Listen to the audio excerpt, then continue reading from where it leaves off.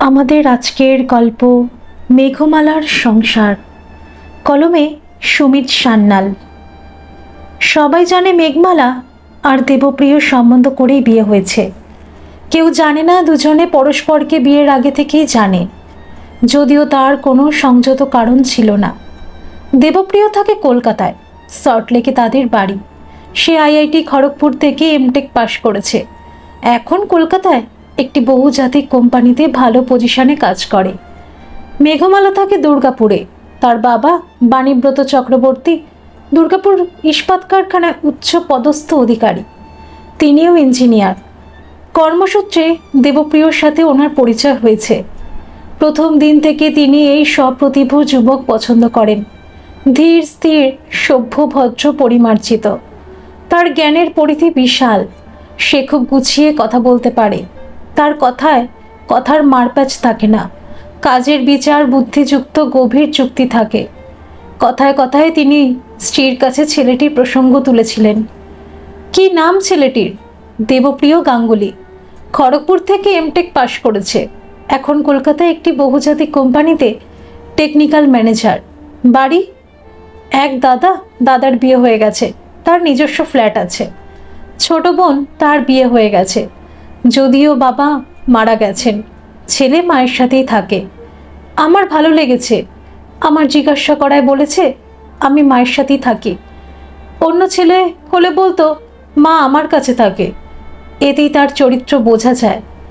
ভালো সচ্ছল শিক্ষিত পরিবার, ছেলে মেয়েকে ভালো সংস্কার দিয়েছে। এ তো রাজ্যটুজ্ঞ। তুমি দেখো না আমাদের মেয়ের সাথে সম্বন্ধ করা যায় কি না। হ্যাঁ, দেখি। তারপর তিনি চেষ্টায় লেগে পড়লেন। দেবপ্রিয়কে কাজের জন্য প্রায় চক্রবর্তী সাহেবের কাছে আসতে হয়। তাদের কোম্পানি দুর্গাপুর স্টিলে একটা প্রজেক্ট করছে, আর সে প্রজেক্ট বাণীব্রতের দায়িত্বেই আছে। কর্মসূত্রে দুজনকে অনেকটা সময় একসাথে কাটাতে হয়। একদিন তিনি দুপুরবেলায় দেবপ্রিয়কে নিজের বাড়িতে লাঞ্চের জন্য নিয়ে যান। সে প্রথমে একটু আপত্তি জানাবার চেষ্টা করেছিল। আপনি আমার ক্লায়েন্ট স্যার, আমার আপনাকে লাঞ্চের জন্য নিয়ে যাওয়া উচিত, আর আপনি আমাকে আপনার বাড়িতে নিয়ে যেতে চাইছেন। দেখো ইয়ং ম্যান, তুমি আমার থেকে বয়সে ছোট, তাহলে কার কথা প্রাধান্য পাবে? আমি তোমাকে ব্যক্তিগত পরিচয় সূত্রে আমার বাড়ি নিয়ে যাচ্ছি। আমি প্রতিদিনই লাঞ্চের জন্য বাড়ি চাই। আজ তুমি আমার সাথে যাবে। এতে অফিসিয়াল কিছু নেই। আমি খাবো, তুমিও আমাদের সাথে খাবে, ব্যাস। দেবপ্রিয় আর কিছু বলতে পারেনি। বাণীব্রত দেবপ্রিয়কে নিয়ে বাড়ি পৌঁছলেন। এসো দেবপ্রিয়। উনি তাকে ঘরে নিয়ে গিয়ে বসালেন। ওনার স্ত্রী বেরিয়ে এসেছেন। বাণীব্রত আগেই স্ত্রীকে বলে রেখেছিলেন, এ হচ্ছে দেবপ্রিয় গাঙ্গুলি। তোমাকে বলেছিলাম না এর ব্যাপারে? খুব ভালো ছেলে। দেবপ্রিয় এগিয়ে গিয়ে ভদ্রমহিলাকে প্রণাম করল। বসো বাবা, বসো। তিনি দেবপ্রিয়ের মাথায় হাত বুলিয়ে দিলেন। কে এসেছে মা? ভিতর থেকে একটি 20-22 বছরের যুবতী বেরিয়ে আসলো। হঠাৎ দেবপ্রিয়কে দেখে নিমেষে তার মুখ উজ্জ্বল উঠল। সে সঙ্গে সঙ্গে নিজেকে সামলে নিয়েছে, কিন্তু সেটা মায়ের চোখ এড়ায়নি। খাওয়ার পরে কিছুক্ষণ টুকটাক গল্প করল। তারপর বাণীব্রত আবার দেবপ্রিয়কে নিয়ে বেরিয়ে গেলেন। টেবিল পরিষ্কার করে অবশিষ্ট খাবার তিনি ফ্রিজে ঢুকিয়ে রাখলেন। তারপর মেয়ের ঘরে উকি দিয়ে দেখলেন মেয়ে ঘরে নেই। দেখলেন মেয়ে ব্যালকনিতে চুপচাপ দাঁড়িয়ে আছে, আনমনা, যেন ঘোরের মধ্যে রয়েছে। মিনি? তিনি আস্তে করে ডাকলেন। মিনি চমকে উঠল। কি হলো? তুই অমন চমকে উঠলি কেন? কার কথা ভাবছিলি? কিছু না তো। মা মুচকি হাসলেন। সহসা মিনি মুখ লজ্জায় লাল হয়ে উঠল। সে মুখ ঘুরিয়ে নিয়েছে। আচ্ছা মিনি, তুই কি দেবপ্রিয়কে চিনিস? মা মেয়ের গলা জড়িয়ে স্নেহ বিগলিত কণ্ঠে বললেন। মিনি মাথা নিচু করে আস্তে করে মাথা নাড়ল। চিনিস? মা উত্তেজিত কণ্ঠে বললেন। আয় আয়, ভিতরে চল। মা মেয়েকে নিয়ে শোবার ঘরে গিয়ে বসলেন। মেয়ের কাছে দেবপ্রিয়র সাথে তার প্রথম দেখার কাহিনী শুনতে হবে। সেদিন দুর্গাপুর স্টিল প্ল্যান্ট থেকে কাজ সেরে বেরোতে একটু দেরি হয়েছিল দেবপ্রিয়র। জেনারেল শিফটের কর্মচারীরা সব বেরিয়ে গেছে।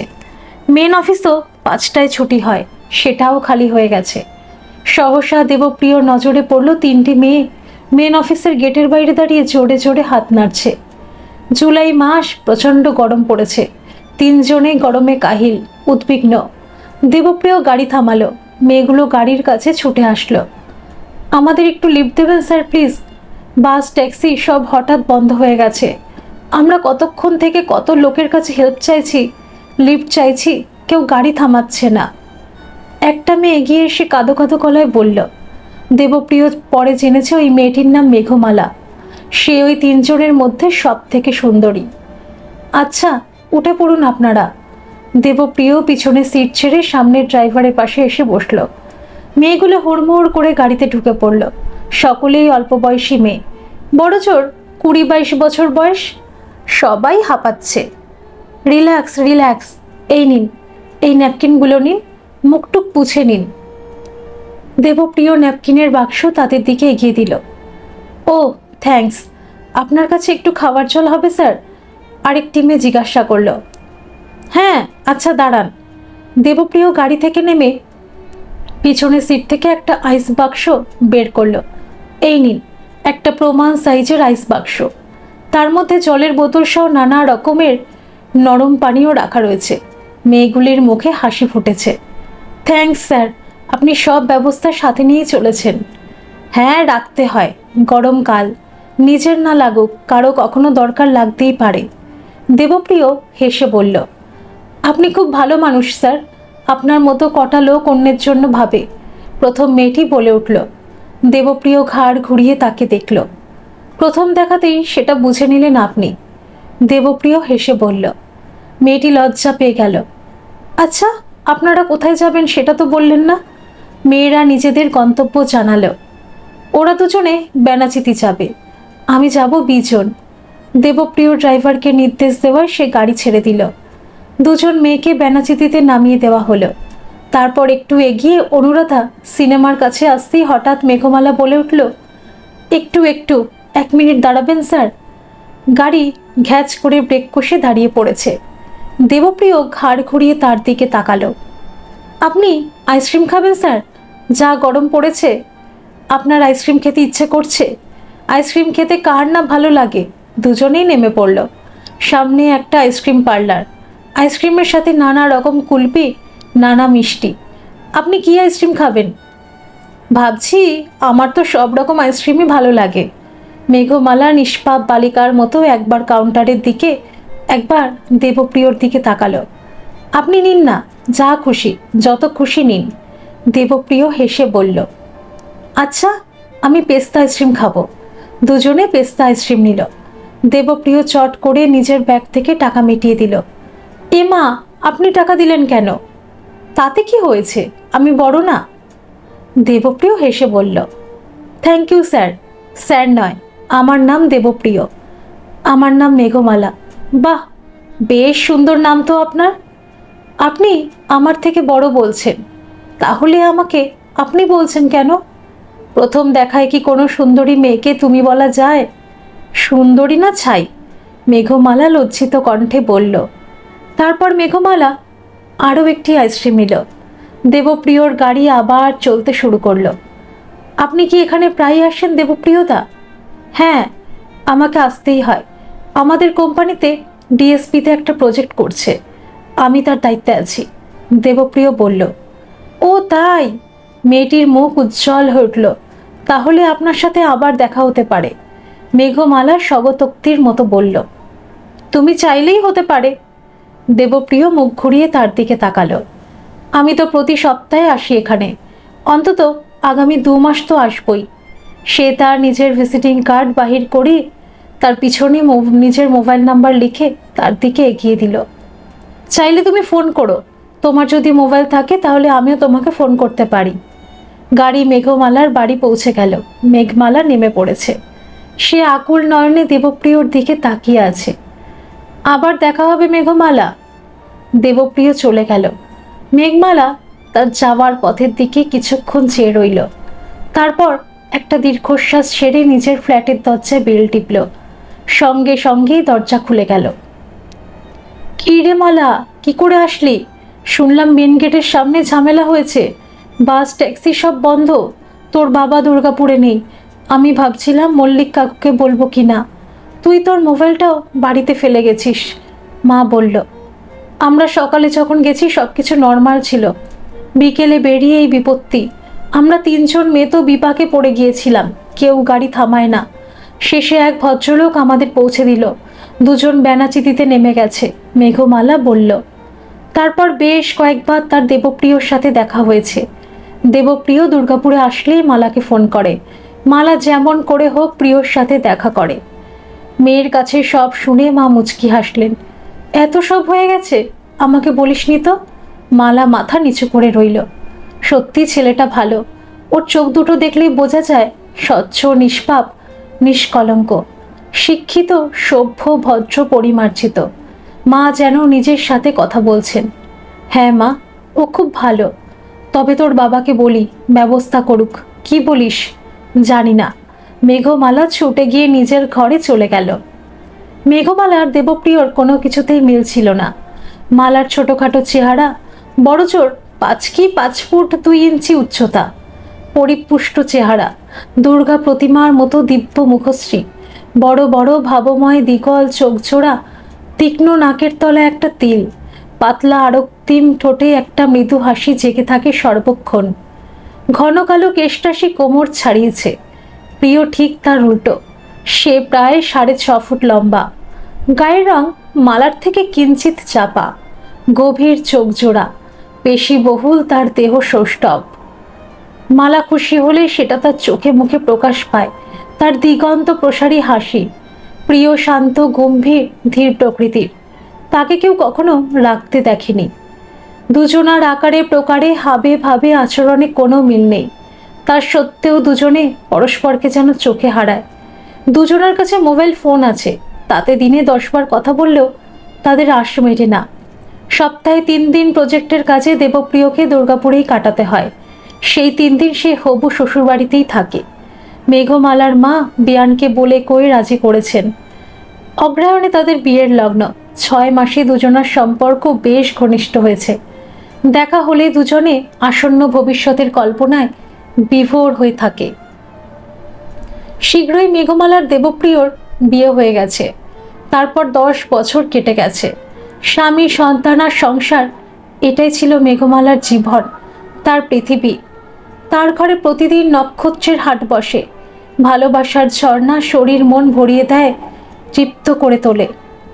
বিয়ের পরে 2য় বছরের গোড়াতেই মালা একটি মেয়ে সুলেখাকে জন্ম দিয়েছিল। তার 3 বছরের পরে ছেলে প্রাঞ্জন তার কোলে এসেছিল। প্রিয় আর মালার সংসার ভরে উঠেছে। 2 সন্তানকে বুকে করে মানুষ করাটাই দেবপ্রিয় আর মেঘমালার ধ্যান জ্ঞান হয়ে দাঁড়িয়েছিল। ছেলে মেয়েকে মানুষের মতো মানুষ করাটাই তাদের একমাত্র লক্ষ্য। এক এক করে প্রথমে মেয়ে, তারপর ছেলে স্কুলেও ভর্তি হয়েছে। এখন মালার কাজ হয়েছে সকালে উঠে 2 সন্তানকে স্কুলের জন্য তৈরি করা, তাদের জলখাবার, তাদের টিফিন, স্বামীর জলখাবার, স্বামীর টিফিন। অফিস যাওয়ার পথে প্রিয় ছেলে মেয়েকে স্কুলে পৌঁছিয়ে দেয়। দুজনেই একই স্কুলেই ভর্তি হয়েছে। মেঘমালা তাদের সাথে যায়। ছেলে যখন কেজি ক্লাসে ভর্তি হলো, মেয়ে তখন 3য় শ্রেণীতে। মেয়ের বেলায় সে যখন কেজি ক্লাসে ভর্তি হয়েছিল, মালার শাশুড়ি তখন প্রিয়র সাথে নাতনিকে নিয়ে স্কুলে যেতেন। মালা শিশু পুত্রকে নিয়ে ঘরে থাকতো। এখন মালা 2 সন্তান একসাথে নিয়ে যায়। ছেলের 11:30 স্কুল ছুটি হয়, মেয়ের ছুটি 3টায়। তাদের স্কুলে বাচ্চাদের জন্য একটা সুন্দর শীতাতপ নিয়ন্ত্রিত প্লে হাউস আছে। মালা স্কুল ছুটি হলে ছেলেকে নিয়ে প্লে হাউসে গিয়ে বসে। ছেলের খাবার সাথে নিয়ে আসে, সেটা তাকে খাওয়ায়। বাচ্চারা প্লে হাউসে খেলে, মায়েরা ছেলে মেয়েদের ওপর নজর রাখে, নিজেদের মধ্যে গল্প করে, পরস্পরের সুখ দুঃখের খবরাখবর নেয়। মায়েদের মধ্যেও বেশ সুন্দর বন্ধুত্বের সম্পর্ক তৈরি হয়েছে। তারপর মেয়ের ছুটি হলে মালা দুজনকে নিয়ে বাড়ি ফেরে। একদিন রাতে বিছানায় শুয়ে শুয়ে দেবপ্রিয় বলল, তুমি তো দেখছি আষ্টে পৃষ্ঠে সংসারে জড়িয়ে পড়েছ। দিনের পর দিন, মাসের পর মাস এক রুটিন, কোনো ব্যতিক্রম নেই। তুমি হাঁপিয়ে পড়ো না? না, হাঁপাবো কেন? তোমারও তো একই রকম রুটিন। আমার ভালোবাসার মানুষটা আমার স্বামী, ফুলের মতো আমাদের 2 সন্তান, আমার সোনার সংসার। এর বেশি আমার আর কি চাই গো? তোমার নিজের জন্য কিছু ইচ্ছে করে না করতে? তোমার কিছু পেতে ইচ্ছে করে না? আমি চাই তোমাকে আরও কাছে পেতে, মালা আদুরে কণ্ঠে বলল। দেবপ্রিয়র সঙ্গে সঙ্গে ছেলেকে ডিঙিয়ে মালার পাশে চলে এসেছে। আরও কয়েকটা বছর অতিবাহিত হয়েছে। এখন ছেলেমেয়েদের স্কুল বাস শুরু হয়েছে।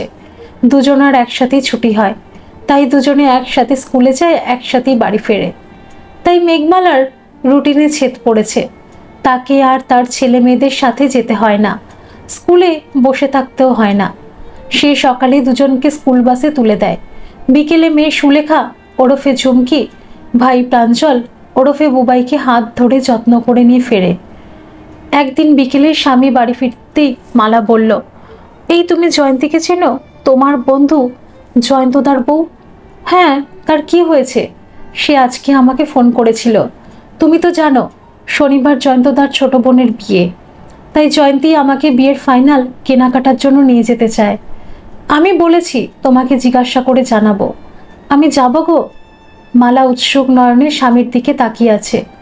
হ্যাঁ হ্যাঁ মালা, নিশ্চয়ই যাবে। আমি তো বলেছি তুমি নিজের জন্য একটু সময় বের করো। আমাকে জিজ্ঞাসা করবার কোনো দরকার নেই মালা, শুধুমাত্র একটু জানিয়ে দিও। আমি অফিসে সবসময় ফোন তুলতে পারি না, তুমি মেসেজ করে দিও। মাকে বলেছেও কেউ তোমাকে বাধা দেবে না। প্রিয় মালার কাঁধে হাত দিয়ে বলল। আচ্ছা, কিন্তু একটা সমস্যা আছে। তোমার ছেলেমেয়ের স্কুলে আগামীকাল প্যারেন্ট টিচার মিটিং। মালা বলল, ও তাই? ঠিক আছে, চিন্তা নেই, আমি চলে যাব। তারপর থেকে ঘটনাক্রমে প্রায় দেবপ্রিয় ছেলেমেয়ে স্কুলে প্যারেন্ট টিচার মিটিংগুলোতে অংশগ্রহণ করে। তাদের মায়ের কথা জিজ্ঞাসা করলে দেবপ্রিয়কে সবসময় কোনো যুক্তি দেখাতে হয়। সে কখনো রাগ প্রকাশ করে না, মালাকে কিছুই বলে না কখনো। ছেলে ছোট থাকতে যখন মালা স্কুলে গিয়ে বসে থাকতো, সেই সময় বাচ্চাদের মায়েদের সাথে বন্ধুত্ব গড়ে উঠেছিল।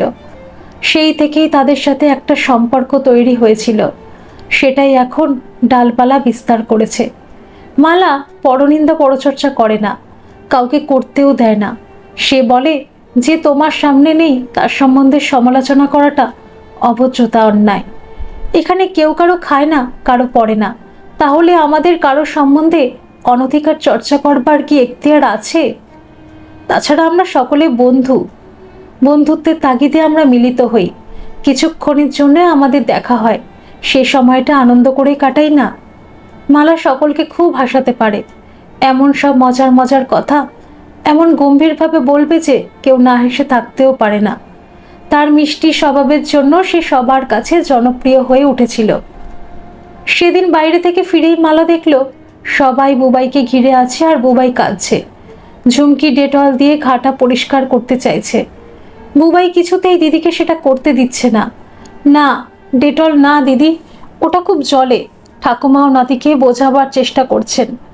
আমি ফু দিয়ে দেব বুবাই, একদম জ্বলবে না। কি কি হলো বুবাই? মালা সকলকে সরিয়ে বুবাইয়ের কাছে গিয়ে বসেছে। ক্রিকেট খেলতে গিয়ে ও পড়ে গেছে কাকিমা, একজন বলল। কিন্তু ও ক্যাচটা ছাড়েনি কাকিমা, আর একজন বলল। মালা ছুটে গিয়ে ডিস্টিল ওয়াটার নিয়ে আসলো, সাথে সিটাপ্লেক্স ক্রিম। একটা বাটিতে একটু ডিস্টিল ওয়াটার নিয়ে তাতে অনেকটা ক্যালেন্ডুলা ঢাললো। সেটা তুলেও ভিজিয়ে সেটা দিয়ে এটি সন্তর্পণে ঘা পরিষ্কার করলো। জ্বালা করছে। মালা ছেলের গালে চুমুখে বলল। বুবাই দু হাত দিয়ে চোখ মুছতে মুছতে মাথা নাড়ল। মালা ঘায়ে সিটাপ্লেক্স লাগিয়ে ব্যান্ডেজ বেঁধে দিল। ছেলেকে কোলে করে ঘরের ভিতরে নিয়ে তার জামা কাপড় ছাড়িয়ে মুখ হাত পা ধুয়ে নতুন কাপড় পরিয়ে দিল। ঝুমকি এবার পরিষ্কার হওয়ার জন্য বাথরুমে ঢুকে গেল। তারপর মালা তাড়াতাড়ি নিজের কাপড় পাল্টিয়ে দুজনকে জল খাবার দিল। আজ সে দুজনের জন্য চিকেন প্যাটিস নিয়ে এসেছে। প্যাটিস দেখে দুজনার চোখ চকচক। খাওয়া শেষ করো, তারপর আইসক্রিম দেব। মালা দুই বালক বালিকার মাথায় হাত বুলিয়ে দিল। দুজনার মুখ উজ্জ্বল হয়ে উঠল। দেবপ্রিয় ইতিমধ্যেই চলে এসেছে। সে একবার মায়ের দিকে তাকালো। মা সপ্রশংস চোখে বৌমাকে দেখছে। সেদিন সকালে যথারীতি প্রিয় অফিসে চলে গেছে। মেঘমালা ছেলে মেয়েকে স্কুলে বাসে তুলে দিয়ে এসেছে। এবার সে জলখাবার খাবে। শাশুড়ি স্নান সেরে পুজো সেরে ডাইনিং টেবিলে এসে বসেছে। মালার সকালে স্বামীর সাথে একবার চা খাওয়া হয়ে যায়। এখন সে শাশুড়ির সাথে জলখাবার খায়, সাথে একবার চা। শাশুড়ি বৌমাকে পাশে নিয়ে জলখাবার খেতেই ভালোবাসেন। মা, আজকে আমার বন্ধু তন্দ্রার বাড়ি যেতে হবে। আজ ওর সাধ, অনেক দিন আগেই বলে রেখেছিল। আজ সকালে আমাকে ফোন করেছিল, মালা বলল। ও আচ্ছা। তিনি পুত্রবধূর দিকে তাকিয়ে আছেন। কি মা, কিছু বলবেন? মালা আশঙ্কিত কণ্ঠে বলল। না না, দূর মা, আমার সোনা মেয়ে। তিনি মালাকে কাছে টেনে নিয়ে বললেন। মালা সেজে গুজে তৈরি হয়েছে। শাশুড়ি মুগ্ধ নয়নে তাকে দেখছেন। তোমাকে এখনো কি সুন্দর লাগে সাজলে। এমনিতে লাগে না মা, আমার বৌমা তো সব রূপেই সুন্দর। মালা হাসল। আমি আসি মা, এসো। আচ্ছা, বাবু জানে? আগে বলেছিলাম, আজকে আর বলা হয়নি। আমি নিজেই ভুলে গিয়েছিলাম, তাই তন্দ্রার জন্য কোনো উপহারও কেনা হয়নি। আমি ওকে ফোন করবার চেষ্টা করেছিলাম, বোধহয় মিটিংয়ে ব্যস্ত। আমি মেসেজ দিয়ে দিয়েছি, মালা বলল। মালা বেরিয়ে পড়েছিল। ঘর থেকে বেরোলে মালা সাধারণত ছেলে মেয়ে স্কুল ছুটি হওয়ার আগে ফিরে আসে। বান্ধবীদের সঙ্গ তার ভালো লাগে, কিন্তু তার ছেলে মেয়ে স্বামী সংসারের চেয়ে বেশি নয়। তাও সে যে মানুষ, কচিত কদাচিৎ আনন্দে মেতে ওঠাটা অস্বাভাবিক নয়। দেবপ্রিয়র দাদা কাছেই ভিআইপি রোডে থাকেন। তাদের কোনো সন্তান নেই। বৌদি দেবযানী ভাসুরের 2 সন্তানকে নিজের সন্তানের মতো স্নেহ করেন, ভালোবাসেন। বিয়ের আগে সে বর্তমানেই থাকতেন। সেই সময় সেখানে একটি নামকরা স্কুলে পড়াতেন। বিয়ের পরে কলকাতায় এসে আর চাকরি করেননি। দাদা সেন্ট জেভিয়ার্সের প্রফেসর। বৌদি প্রায় সময় সুযোগ বুঝে চলে আসেন তাদের বাড়িতে। সেদিন মালার অন্য দিনের তুলনায় ফিরতে একটু দেরি হয়েছিল। বাড়ি ঢুকেই মালা পাথর হয়ে গেল। সামনের ঘর নানা রকমের ফুলে বেলুনে সাজানো। রান্নাঘরে বৌদি আর তার শাশুড়ি নানা রকমের রান্না নিয়ে ব্যস্ত। সে ধপাস করে সোফায় বসে প্রথমে ঠাস ঠাস করে নিজের গালে থাপ্পড় কষালো। তারপর হঠাৎ মালা ফুপিয়ে ফুপিয়ে কেঁদে উঠল। আরে আরে, কি হলো বৌমা? সবাই ছুটে আসলো। আমি কি করলাম মা? আমি কি মানুষ? মালা ফোপাতে ফোপাতে বলল। আমার মেয়ের জন্মদিন আমি ভুলে গেলাম। তখনই দেবপ্রিয় ছেলে মেয়েকে নিয়ে ঘরে ঢুকলো। সাথে অনেক রকম ছোট বড় প্যাকেট, একটা বড় মতো কেক। বাচ্চারা অবাক, মায়ের হলোটা কি? মালা ছুটে গিয়ে মেয়েকে জড়িয়ে ধরে কাঁদতে আরম্ভ করলো। মা গো, কেঁদো না মা। ঝুমকি মায়ের গলা জড়িয়ে ধরে বলল। না না মা, আমি মস্ত ভুল করেছি। আজকে আমার মেয়ের জন্মদিন, আমি ভুলে গেছি। মালা মেয়েকে বুকে চেপে ধরে বলল। তাতে কি হয়েছে মা? কিচ্ছু হয়নি। ঝুমকি মায়ের কোলে বসে মায়ের চোখ মুছিয়ে দিচ্ছে। ওদের বাড়িতে ছেলে মেয়ের জন্মদিনে ওরা বেশি জাঁকজমক করে না। অনুষ্ঠান তারা নিজেদের মধ্যে সীমিত রাখে। আজ ঝুমকির জন্মদিন। তার জেঠু জেঠিমা এসেছে, পিসেমশাই তাদের ছেলে মেয়েকে নিয়ে এসেছেন। আর পাড়ায় ঝুমকির 2 বন্ধু। ঝুমকির জন্মদিন, কিন্তু 2 বালক বালিকার জন্য নতুন জামা কেনা হয়েছে। এটাই এবারের নিয়ম। দুজনে নতুন জামা পরে আনন্দে ডগমগ। মা, তুমি এই নতুন শাড়িটা পরো। বালিকা মায়ের হাতে একটা প্যাকেট দিয়ে বলল।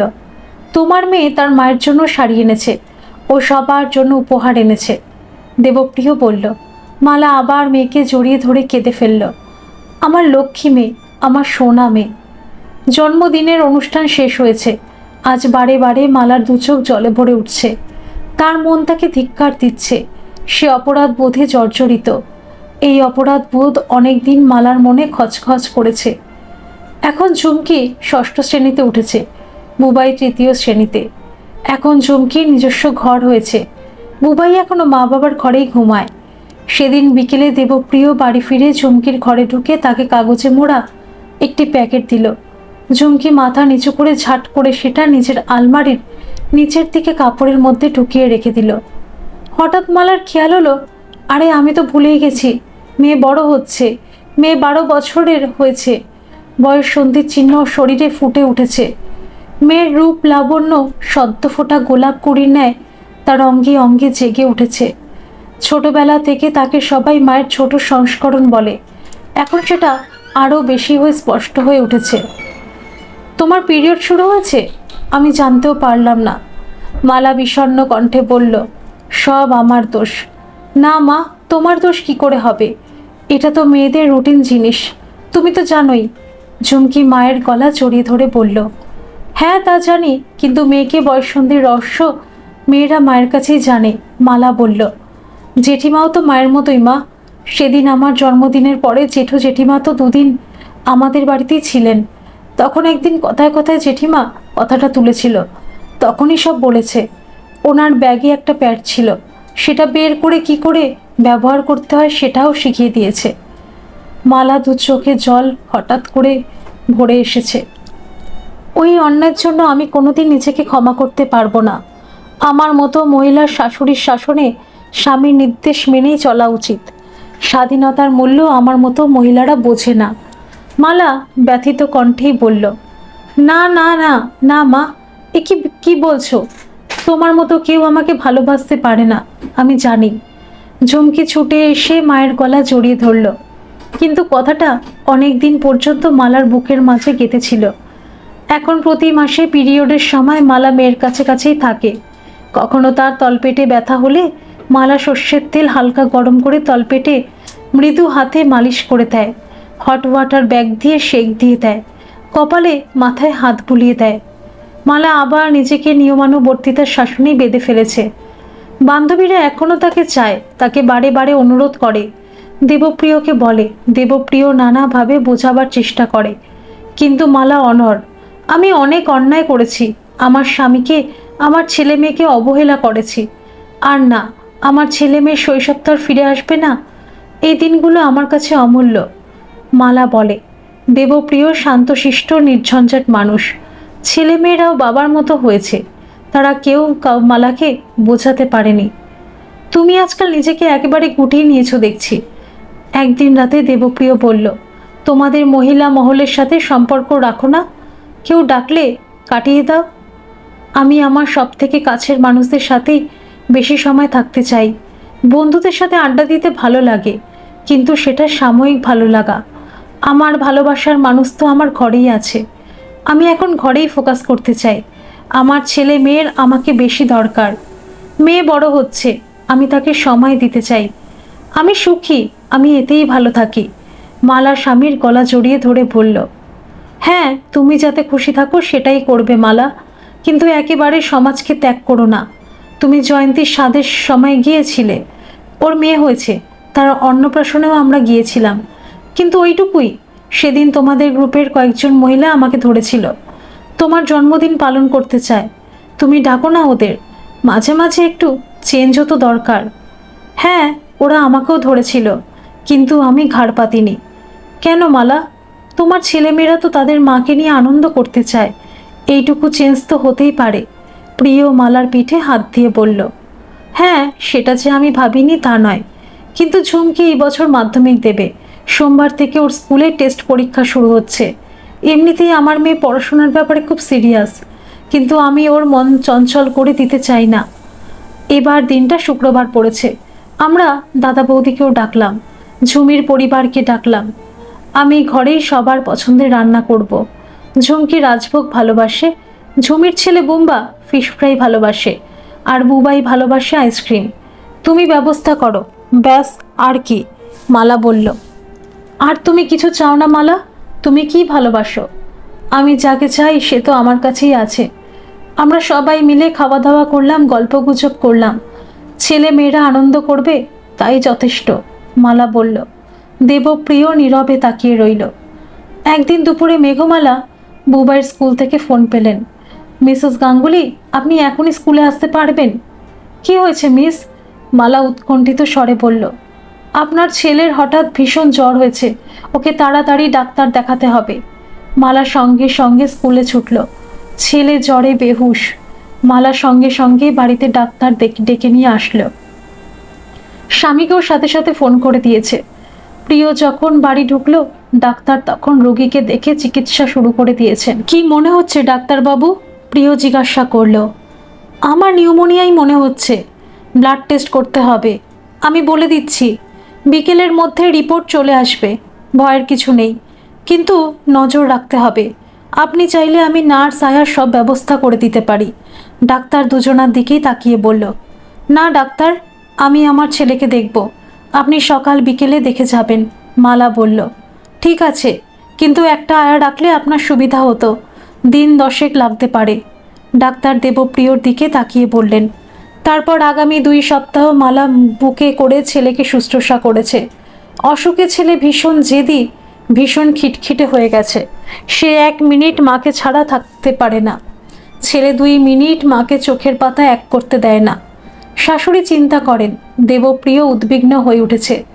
তুমি একটু বিশ্রাম পাচ্ছ না মালা? না মা খাওয়ার ফুরসত পাও না, এতে তো তোমার শরীর খারাপ হয়ে যাবে। না, আমার কিছু হবে না গো, তুমি আমাকে নিয়ে চিন্তা করো না। বুবাই আমার ছেলে, আমার শরীরের অংশ। মালা বলে। ঝুমকি মাকে সাহায্য করবার চেষ্টা করে, কিন্তু সেও তো ছোটই। দিন 15 পরে বুবাই রোগমুক্ত হয়েছে। এবার মালা ছেলেকে তার স্বাস্থ্য ফিরিয়ে দেওয়ার জন্য লেগে পড়েছে। সে নানা চিন্তা ভাবনা করে ছেলের জন্য পুষ্টিকারক প্রোটিনযুক্ত সুষম আহার তৈরি করায় মনোনিবেশ করেছে। 1 মাস পরে যেদিন প্রাঞ্জল স্কুলে যেতে আরম্ভ করলো, তখন প্রথমেই সে প্রিন্সিপালের সামনে পড়ল। তিনি তার মাকে ফোন করেছিলেন। তুমি ঠিক হয়ে গেছো, তোমার চেহারা তো আগের থেকে ভালো হয়ে গেছে। তিনি তাকে আপাদমস্তক নিরীক্ষণ করে বললেন, আমার মায়ের জন্য ম্যাডাম, আমার মা এই 1 মাসে যা করেছেন কেউ করতে পারে না। বুবাইয়ের চোখ ছলছল করে উঠেছে। হ্যাঁ, তাই তো দেখছি। প্রিন্সিপাল প্রাঞ্জলের মাথায় হাত বুলিয়ে দিয়ে নিজের কাজে চলে গেলেন। বুবাই এখন মায়ের দক্ষিণ হস্ত হয়ে উঠেছে। মা যা বলবে সে ছুটে গিয়ে সেটাই করবে। ঘুমাবার সময়টুকু ছাড়া সে সব সময় মায়ের চারিপাশেই ঘুরঘুর করবে। ছেলে মেয়ে দুজনেই মা নেওটা, তাদের যা কথা সব মায়ের সাথে। সেদিন অফিস থেকে ফিরে প্রিয় দেখল একজন মহিলা তাদের বসার ঘরে বসে আছেন। দেবপ্রিয়কে দেখে সে উঠে দাঁড়ালো। আরে বসুন বসুন, প্রিয় হেসে বলল। প্রিয়, এ হচ্ছে আমার বান্ধবী তঞ্জা। মালা পরিচয় করিয়ে দিল। তঞ্জা উঠে দাঁড়িয়ে হাত জোড় করে নমস্কার করল। আসলে আমি আপনার জন্য অপেক্ষা করছিলাম দাদা, তঞ্জা বলল। আচ্ছা।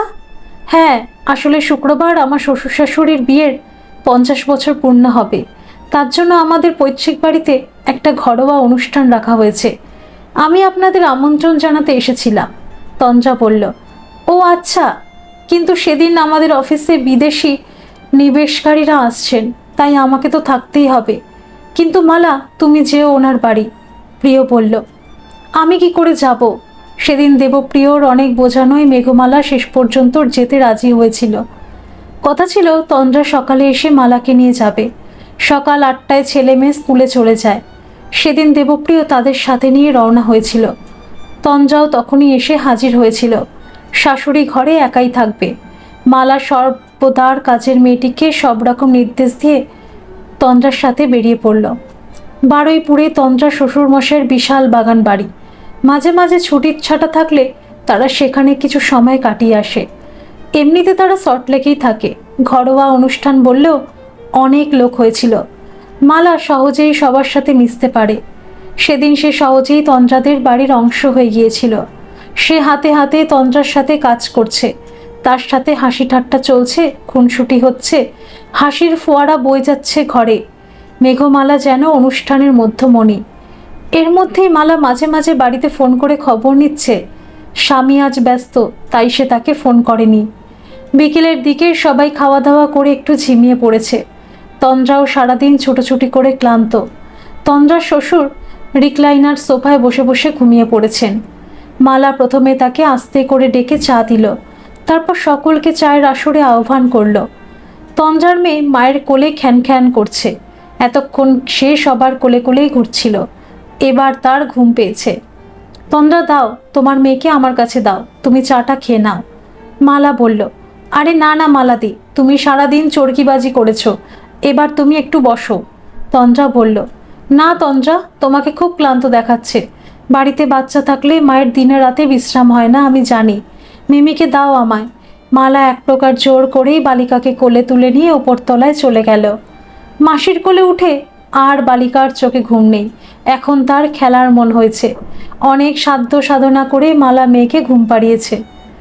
মালা নিচে নেমে আসতেই একজন বলে উঠল, তুমি বোধহয় আমার ফোনটাকে সাইলেন্ট করে দিয়েছিলে, তোমার ফোন অনেকক্ষণ ধরে ভাইব্রেট করছে। হ্যাঁ, সহসা মালার বুক কেঁপে উঠল। সে ছুটে গিয়ে তার ব্যাগ থেকে মোবাইল ফোন বের করলো। 12টা মিস কল। মালা তাড়াতাড়ি প্রিয়কে ফোন করলো। মালা, তুমি তাড়াতাড়ি এসো, প্রিয়দার অ্যাক্সিডেন্ট হয়েছে, দেবযানী বৌদি ভয়ার্ত কাতর স্বরে বলল। মালা মাথা ঘুরে পড়ে যাচ্ছিল। তন্দ্রা ঠিক সময় ধরে ফেলেছে। তন্দ্রা ফোনে সব জেনে নিল। সে সঙ্গে সঙ্গে ঠিক করে ফেলল তার এখন কি করা উচিত। সে মালাকে তাদের গাড়িতে নিয়ে তুলল। তন্দ্রার স্বামী গাড়ি নির্দিষ্ট হসপিটালের দিকে ছুটিয়ে দিল। মালার যেন বহির্জ্ঞান লোপ পেয়েছে। সে যেন কিছুই দেখতে পারছে না। হসপিটালে পৌঁছে তার জ্ঞান ফিরল। সে গাড়ি থেকে নেমেই হসপিটালের ভিতরেও ছুটল। তন্দ্রা তার পিছনে ছুটেছে। ঝুমি সামনেই ছিল। দাদা ভালো আছে বৌদি, তুমি শান্ত হও। মালা স্বামীর ঘরে ঢুকল। মালা দেখল দেবপ্রিয় আচ্ছন্ন অবস্থায় বিছানায় শুয়ে রয়েছে। কপালে ছোট মতো একটা আব, তাছাড়া শরীরের আঘাতে আর কোনো চিহ্ন নেই। সবাই দেবপ্রিয়কে ঘিরে রয়েছে। মা, দাদা, বৌদি, ঝুমির স্বামী, তার অফিসের কিছু লোক। মালাকে দেখে দেবপ্রিয় মৃদু হাসল। মালা ঝড় ঝরিয়ে কেঁদে ফেলল। মালা মালা কেঁদো না, আমি ভালো আছি, আমার কিছু হয়নি। প্রিয় বলল, কিছু হয়নি? তবে ওরা তোমাকে মিছিমিছি হসপিটালে নিয়ে এসেছে? মালা ঘাড় ঘুরিয়ে সবার দিকে তাকালো। সত্যি বৌমা, যত গুরুতর অ্যাক্সিডেন্টটা হয়েছিল তেমন কিছুই হয়নি, শাশুড়ি বললেন। আপনারা নিশ্চয়ই আমার কাছে কিছু লুকাচ্ছেন। শেষ পর্যন্ত দেবপ্রিয় দাদা ঘটনাটা সংক্ষেপে বললেন। সেদিন অফিস থেকে বেরিয়ে দেবপ্রিয় বিদেশি অতিথিদের তাদের হোটেলে নিয়ে আসতে গিয়েছিল। ফেরার সময় হঠাৎ সিগন্যাল হলুদ থেকে লাল হওয়ায় প্রিয় ব্রেক কষতে বাধ্য হয়েছিল। তখনই পিছন থেকে অন্য একটি গাড়ি ঠিক সময় ব্রেক কষতে না পারায় পিছন থেকে সজোরে তার গাড়িতে ধাক্কা দিয়েছিল। সংঘর্ষটা এতটাই প্রবল ছিল যে দেবপ্রিয়র গাড়ির সামনে দাঁড়ানো একটি ট্রাককে সজোরে ধাক্কা দেয়। দেবপ্রিয়র গাড়ি দুই গাড়ির মাঝে পিষ্ট হয়ে যায়। ঠিক সেই সময় দেবপ্রিয়র গাড়ির এয়ারব্যাগ কার্যকরী হয়েছে। গাড়িটা শেষ, কিন্তু দেবপ্রিয়র তেমন কিছু হয়নি। আপনারা সমানে বলছেন তেমন কিছু হয়নি, তেমন কিছু হয়নি, কিন্তু কি হয়েছে বলছেন না? মালা অসহিষ্ণু হয়ে বলল। ডাক্তারবাবু, আপনি প্লিজ আমাকে বলুন না। মালা ব্যাকুল হয়ে ডাক্তারকে ধরল। দেখুন, পুলিশের কাছে যা শুনলাম, ওনার যা গুরুতর অ্যাক্সিডেন্ট হয়েছিল সেই হিসেবে এটা একটা অলৌকিক ঘটনা বলাই চলে। ওনার দুটো পাঁজরে চির ধরেছে, তবে ওহি প্ল্যাশ অর্থাৎ সামনে আর পিছন থেকে যে হঠাৎ ছটকাটা লেগেছে তার কারণে ঘাড়ে আর সিদ্ধারের আঘাতটা কতটা গুরুতর হয়েছে সেটা এখনও বোঝা যাচ্ছে না। আমাদের কিছু টেস্ট, কিছু পরীক্ষা করতে হবে, তখন ঠিক বোঝা যাবে। তবে ফাড়া কেটে গেছে। ডাক্তার চলে গেলেন। মালা আশঙ্কিত মুখে স্বামীর দিকে তাকিয়ে রয়েছে। সবার মুখে স্বস্তির ছাপ, কিন্তু চিন্তার রেখায় এখনো যায়নি। মালার দু চোখ ছলছল করছে। আমি ঠিক আছি মালা, তুমি ডাক্তারের কাছে তো শুনলে। 2 সপ্তাহ হাসপাতালে থেকে দেবপ্রিয় বাড়ি ফিরল। ডাক্তার তার জন্য অনেক বিধিনিষেধ জারি করেছেন। অ্যাক্সিডেন্টে দেবপ্রিয় তার শিরদাঁড়ায় আঘাত পেয়েছে, তাই অনেক দৈনন্দিন কাজে তার বারণ আছে। সে কোনো ওজন তুলতে পারবে না, নিচু হয়ে কিছু করতে পারবে না, গলায় শক্ত কলার পরে থাকতে তার ভালো লাগে না। মেঘমালা নিজের স্বামীর সেবায় উৎসর্গ করে দিয়েছে। সে সব সময় দেবপ্রিয়র কাছাকাছি থাকে। স্বামীকে স্নান করানো, প্রতিদিন স্বামীর ঘাড়ে পিঠে ডাক্তারের নির্দেশ মতো মালিশ করা। দেবপ্রিয় কুণ্ঠিত হয়ে ওঠে। অপরাধবোধ মাঝে মাঝে তার মনে উকি দেয়। তুমি আর কত করবে মালা? তুমি লোক রাখো না, মালিশ করে দেবে, আমার কাজগুলো করবে। প্রিয় বলে, না, আমি আমার বরকে কারো হাতে ছাড়তে পারবো না। তুমি তো দেখলে, ম্যাসাজ করার ট্রেন্ড লোক তো আমার ব্যথা বাড়িয়ে দিয়েছিল। তাদের কাজ তো শুধুমাত্র টাকার জন্য। আমার ভালো লাগে আমি সর্বক্ষণ আমার প্রিয়কে কাছে পাচ্ছি। মালা স্বামীর পিঠে হাত বুলিয়ে দিয়ে বলে। ওর মতো কি কেউ তোর যত্ন করতে পারবে? মালা চমকে উঠল। মা কখন সেখানে চলে এসেছেন দুজনার খেয়ালই হয়নি। লজ্জায় মালার মুখ আরক্তিম হয়ে উঠল। ঝুমকির মাধ্যমিক পরীক্ষা, মালা সেদিকেও নজর আছে। রাতে স্বামীকে শুয়ে দিয়ে মালা মেয়েকে নিয়ে বসে। মা তুমি শুয়ে পড়ো না, তোমার তো দিনে রাতে একটু বিশ্রাম হয় না। ঝুমকি বলল, আমার মেয়ের পরীক্ষা, সে রাত জেগে পড়বে আর আমি ঘুমাবো? আমার ঘুমই আসবে না। আমার প্রাণ তো তোমাদের মধ্যে রয়েছে মামনি, এতেই আমার আনন্দ। মালা মেয়ের মাথায় পিঠে সস্নেহে হাত বুলিয়ে দেয়। আস্তে আস্তে দেবপ্রিয় সুস্থ হয়ে উঠেছে, যদিও ডাক্তার তার বিধি নিষেধ থেকে অব্যাহতি দেননি। দেবপ্রিয়র দাদা শান্তনু প্রতি শনিবার এসে তাদের বাজার করে দেয়। বৌদি দীপজানিও সাথে আসেন। সে কোনোদিন স্বামীর সাথে যায়, কোনোদিন এই বাড়িতেই থেকে যান। সেদিন এসেই দুজনে দেখল গ্যারাজে দেবপ্রিয়র গাড়ি নেই। ঝুমকি আর বুবাই বেরিয়ে এসেছে। আরে, তোমাদের গাড়িটা গেল কোথায়? মা নিয়ে বাজার গেছে জেঠু, ঝুমকি বলল। কেন, আমি তো আসতাম, বাবুর তো গাড়ি চালানো বারণ। শান্তনু একটু আহত স্বরেই বলল, বৌমাই চালিয়ে নিয়ে গেছে, মা বেরিয়ে এসেছেন। মালা গাড়ি চালাতে জানে? দেবযানী বিস্ফারিত নেত্রে বলল, হ্যাঁ, এই বাড়িতে আসার পরেই বাবু ওকে শিখিয়েছিল।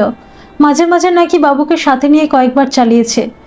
আমি কিছুই জানতাম না, আজ একেবারে এক্সপার্ট ড্রাইভারের মতো স্মার্টলি গাড়িটা চালিয়ে নিয়ে গেল।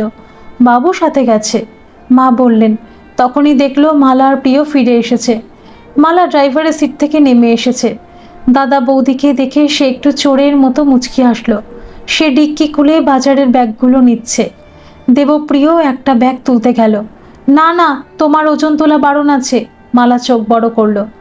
আরে, আমি ঠিক হয়ে গেছি জানো, ও আমাকে জলের গ্লাসও তুলতে দেয় না, এঁটো থালাটা পর্যন্ত তুলতে দেয় না, প্রিয় বলল। সত্যি, মালার সিনসিয়ারিটি আর ডেডিকেশনের তুলনা হয় না, শান্তনু বলল। শান্তনু বাজারের একটা ভারী ব্যাগ ডিক্কি থেকে তুলে নিয়েছে। আর তোকে ডাক্তারের নির্দেশ মতো তো চলতেই হবে, নার্ভের আঘাত, সাবধান হতে হবে তোকে। ঘরে ঢুকে বাজারের ব্যাগটা রেখে দিয়ে শান্তনু সোফায় বসতে বসতে বলল, আমরা চাকরিটা তবে গেল, কি বলো মালা? আপনি তো এই 6 মাসে অনেক করলেন দাদা, মালা বলল। সেটা শুধু একটা ছুতো মাত্র, তোমার ছেলেমেয়েরা তো আমারও কেউ হয় মালা, আমার তো ওদের দেখতে ইচ্ছে করে, দেবযানী বলল। হ্যাঁ হ্যাঁ, ওরা তো অবশ্যই তোমার বৌদি, ওদের দেখার জন্য যদি তোমাকে ছুতো খুঁজতে হয় তবে সেটা আমার ব্যর্থতা, আমার দোষ। তোমার যদি কখনো আমার ব্যবহারে তেমন মনে হয়ে থাকে তবে আমায় ক্ষমা করো বৌদি, আমি স্বপ্নেও সে কথা ভাবিনি। মালা চট করে বৌদির পায়ে হাত দিয়ে প্রণাম করলো। আরে না না, ছি ছি, দেবযানী মালার চিবুক স্পর্শ করে বলল। হ্যাঁ, আমারও কখনো মনে হয় না, মালার শাশুড়ি বললেন। কি মায়াময় চোখজোড়া দেখ। দেবপ্রিয় সুস্থ হয়েছে। দেবপ্রিয় সেদিন কোম্পানির অতিথিকে তার হোটেলে বিদায় জানিয়ে আসতে গিয়েছিল। ফেরার পথে ওই বিপত্তি, অর্থাৎ কাজের মধ্যে তার অ্যাক্সিডেন্টটা হয়েছিল, তাই তার চিকিৎসার সমস্ত খরচ কোম্পানি দিয়েছে। যে মাস সে অফিস যেতে পারেনি সেই মাসগুলোর মাইনা সে স্বাভাবিকভাবেই পেয়ে গেছে। সে এখন অফিস যেতে শুরু করেছে। এখন মালা রোজ তার সাথে যায়, স্বামীকে অফিসে নামিয়ে দিয়ে বাড়ি ফিরে যায়। বাড়ি কাছেই, তাদের জীবনে এই একটি ব্যতিক্রম। অফিসে কম্পিউটারের সামনে বসে কাজ। মাঝে মাঝে দেবপ্রিয়র পিঠ ঠাটিয়ে ওঠে। মালা প্রতি সপ্তাহে দেবপ্রিয়র পিঠে মালিশ করে দেয়। প্রিয় কোনো জিনিসপত্র টানাটানি করতে গেলেই মালা ছুটে আসে। আস্তে আস্তে দুজনার জীবন তাদের স্বাভাবিক ছন্দেও ফিরে এসেছে। ঝুমকি এখন 12 শ্রেণীতে। বোর্ডের পরীক্ষা ছাড়া সে জয়েন্টের জন্য প্রস্তুত হচ্ছে। মেয়ের টার্গেট মায়ের টার্গেট। ঝুমকি চায় ডাক্তার হতে। ঝুমকি নিজেকে তৈরি করছে আর তাতে তার মা সাথে আছে। সকালে ছেলে মেয়ে স্কুলে চলে গেল, মালা নিজের বই নিয়ে বসে। মালা এমএসসিতে 1ম শ্রেণীতেও পাশ করেছিল। সেই পড়াশোনা, সেই জ্ঞান মালা এখনও কাজে লাগাবে। স্মৃতির খুর্দা আর এখনও কাজে লাগবে। মালা সবসময় ছেলেমেয়ের পড়াশোনা নিয়েই থেকেছে। কোন বিষয় কার ভালো লাগে, কোনটা ভালো লাগে না, কেন ভালো লাগে না, মালা সব জানে। তার পড়াবার বোঝাবার পদ্ধতি আলাদা। সে প্রত্যেক টপিক নিয়ে আলোচনার মাধ্যমে বিষয়টা আকর্ষণীয়, কৌতূহলোদ্দীপক করে তোলে। বুবাই রাত জাগতে পারে না, তবে সে ভোরে উঠে পড়ে। আর ঝুমকি রাত জাগতে ওস্তাদ। রাতের খাওয়া শেষ হতে না হতে বুবাই হাই তুলতে আরম্ভ করে। বুবাই, যাও, বসে বসে হাই তুলতে হবে না, দাঁত ব্রাশ করে শুতে চলে যাও, সকালে ডাকবো 5টায়, মালা বলে। জয়েন্টের জন্য ঝুমকি এক নামকরা কোচিংয়ে ভর্তি হয়েছে। সে স্কুল থেকে ফিরে জামা কাপড় পাল্টে ডাইনিং টেবিলে এসে বসে। মালা প্রতিদিন মুখরোচক কিছু বানিয়ে রাখে, সেটা খায়। মা বাবার সাথে, ঠাকুমার সাথে কিছুক্ষণ গল্প করে। তারপর মালা মেয়েকে কোচিংয়ে দিতে যায়। দেবপ্রিয়র খারাপ লাগে, কিন্তু মালা স্বামীকে যেতে দেয় না। তুমি তো এই অফিস থেকে খেটে খুঁটে আসলে, দুদণ্ড একটু জিরিয়ে নাও, মাথাটা ছাড়িয়ে নাও, আমি এখনই আসছি, মালা স্বামীকে বলে। স্বামী নির্বাক হয়ে যায়। শাশুড়ি চেয়ে থাকেন। রাতে খাওয়ার পরে মালা মেয়েকে নিয়ে বসে। এক একদিন কোনো একটা বিষয় নিয়ে সে মেয়েকে প্রত্যেক টপিক সবিস্তারে বোঝায়, নানা রকম টিপস দেয়, নানা কৌশল শেখায়। গম্ভীর বিষয়কে আকর্ষণীয় করে তোলার বিরল কৌশল মালা জানে। মাঝে মাঝে ঝুমকি পড়তে পড়তে টেবিলে মাথা দিয়ে ঘুমিয়ে পড়ে। মালা তাকে তুলে সযত্নে বিছানায় শুয়ে দেয়। বালিকা ফুলের মতো কোমল, বাতাসের মতো হালকা। ঝুমকি মায়ের হাত বুকে ধরে ঘুমায়। মা আস্তে আস্তে তার মাথায় হাত বুলিয়ে দেয়। ঝুমকি সেই বছর উচ্চ মাধ্যমিকের মেরিট লিস্টে স্থান পেয়েছিল। জয়েন্টও সফল হয়েছিল। তার অভীষ্ট পূর্ণ হয়েছে। সে মেডিকেল কলেজে ভর্তি হয়েছে। আরও কিছু সময় অতিবাহিত হয়েছে। ঝুমকি আর বাবাই নিজ নিজের কর্মক্ষেত্রে প্রতিষ্ঠিত হয়েছে। মালা জেনেছে মেয়ে তার একটি সহপাঠীকেই ভালোবাসে। ছেলেটির কেউ নেই। এক খুড়তুতো দাদার আশ্রয়ে মানুষ হয়েছে।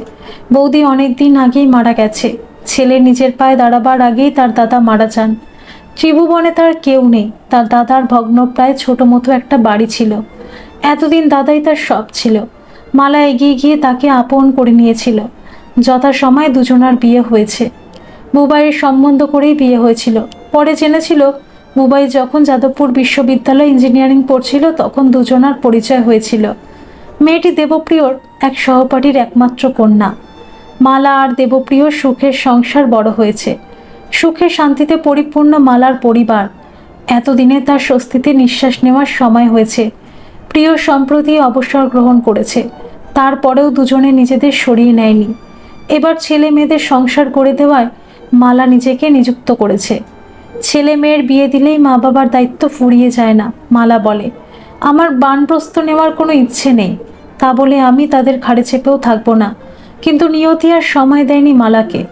একদিন সকালে মালার উঠতে দেরি হচ্ছে দেখে প্রিয় তাকে ডাকতে গেছে। কি হলো মালা? আজ মহালয়া, তোমার প্রোগ্রাম শুরু হলো বলে। মালা? প্রিয় আস্তে করে মালাকে ঠেলা দিতে গেল। বুবাই, দিয়া! দেবপ্রিয়র আর্তচিৎকারে সবাই ছুটে আসলো। মালার দেহ নিস্পন্দ, নিথর। সে ঘুমের মধ্যেই চলে গেছে। খবর পেয়ে সবাই ছুটে এসেছে। দেবপ্রিয় পাথর হয়ে গেছে, যেন শরীরে প্রাণ নেই। বুকের মধ্যে হৃৎস্পন্দন জেগে আছে, কিন্তু যেন শরীরে প্রাণ নেই। সে কারো কোনো কথা শুনতেও পারে না, বলতেও পারে না। দেবপ্রিয়র অনেক দিন লেগেছিল আবার সচল হতে, কিন্তু ওইটুকুই। সে আছে, কিন্তু ঘরে তার উপস্থিতি অনুভব করা যায় না। তার কিছু চাওয়ারও নেই, পাওয়ারও নেই। বেঁচে থাকবার জন্য খেতে হয়, কিন্তু কোনো কিছুতে রুচি নেই, আগ্রহ নেই। দেবপ্রিয় যেন সব সময় কিছু ভাবছে। কেউ কিছু বললে সে কেমন যেন ফ্যাল করে তাকিয়ে থাকে। তারপর হয়তো সংক্ষেপে কিছু উত্তর দিল। তারপর একদিন ঝুমকি বাবাকে বুঝল, তুমি সবসময় এমন মনমরা হয়ে থাকলে বুবাইয়ের কি অবস্থা হয় তুমি বোঝো না বাবা? দিয়ার অবস্থাটা একটু বোঝো বাবা। ওর নতুন বিয়ে, ওর কি আনন্দ আছে জীবনে। তারপর দেবপ্রিয় চেষ্টা করে নিজেকে একটু সহজ করেছে। মনের বেদনা সে নিজের অন্তরেই চেপে রাখে। সেদিন বাড়িতে অনেক লোকের সমাগম। আজ মালার জন্মতিথি।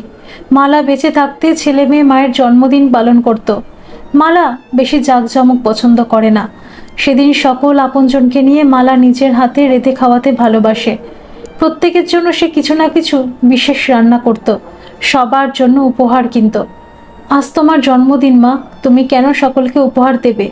ঝুমকি বলতো, আমি তোমাদের সকলকে নিয়ে আনন্দ করছি, এটাই তো আমার সবথেকে বড় পাওয়া।